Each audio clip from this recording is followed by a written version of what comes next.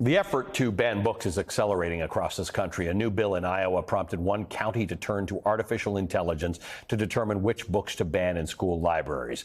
Joining me now is my great friend, NBC News senior reporter Brandy Zadrozny. Here's the thing. She's not just my great friend. She's a former librarian. And this is a part of the story on the book club that we don't tell as completely as we should. So I'm so grateful that you're here. Librarians curate for a living. They are not the highest earners in society. They do this generally for a love of literature and people who read. That's their job. So now Iowa comes in and says, can't have sex in any of these books. So what's this school system to do? What are they? This is an incredible situation. They've got to get these books out of the system before the school year, so they turn to ChatGPT. Sounds awful to me, but what were they going to do? Yeah, I mean, it's not the best, right? But you make a good point. Like this is the law, right? And librarians and teachers work for nominal pay, really, to do a great service for all of us. And so they're faced with this new law. And so they need to be able to, I don't fault them for turning towards the quickest, easiest way in their minds to make this thing happen.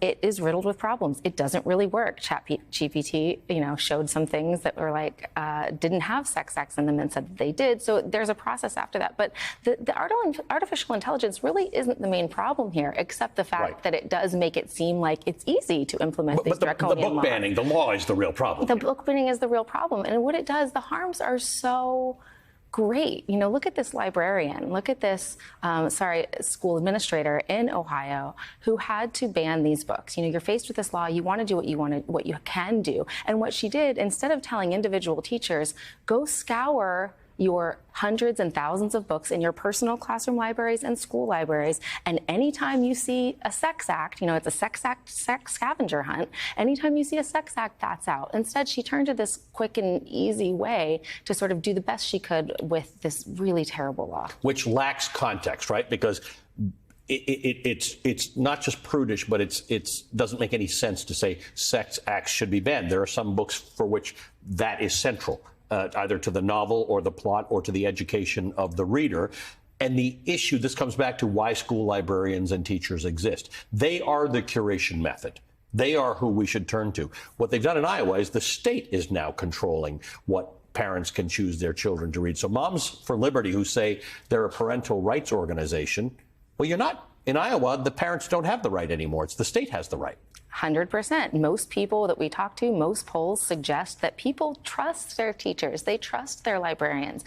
Just like we don't want the state getting between you and your doctor. No one wants the state getting between a librarian and the community that they serve. Librarians do such incredible work and spend so much time carefully thinking about the community they serve, whether it be students or, a larger community, and thinking, what do these people need? What do their age group need? And really fulfilling that request. They meet individual students and they, figure out, sometimes without even talking, what that child may need. And maybe it is a depiction for one child of a sexual abuse situation. That now, because the color purple is banned in Iowa, now it's banned in Iowa, that can no longer reach that student. That's a travesty. And it's the state, just as you said, getting in between a librarian, an instructor, and a student. And it's wrong. There's also a different issue here, and that is, as you said, librarians and teachers often work for nominal pay in this country. They are the curators of this thing. Now there's a double burden here. This law in Iowa means that the libraries and the teachers have to, whether it's through ChatGPT or manually, go through their books to make sure they're not in violation of the law. And it's up to parents who think that the banning of a particular book was incorrect to then make the case that it should be reinstated. So it's almost the opposite of an innocent until proven guilty.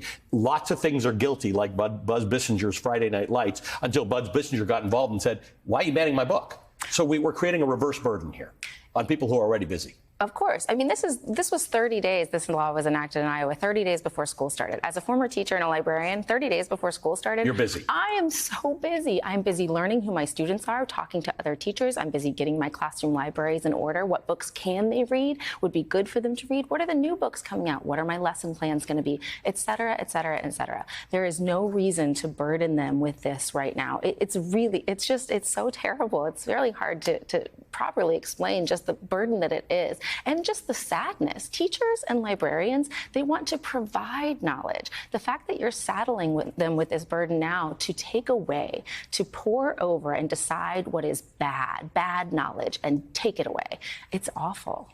Brandy, thank you for your service now and your service as a librarian. I'm glad you're here because I've been talking about this podcast that we have now, the Velshi Banned Book Podcast, and I got a few people tweeting me saying, are you not going to do the Banned Book Club on TV? We absolutely are, and that's why you're here. Thank you, my friend. Good to see you. Brandy Zadrozny is a former librarian, and she's an NBC reporter.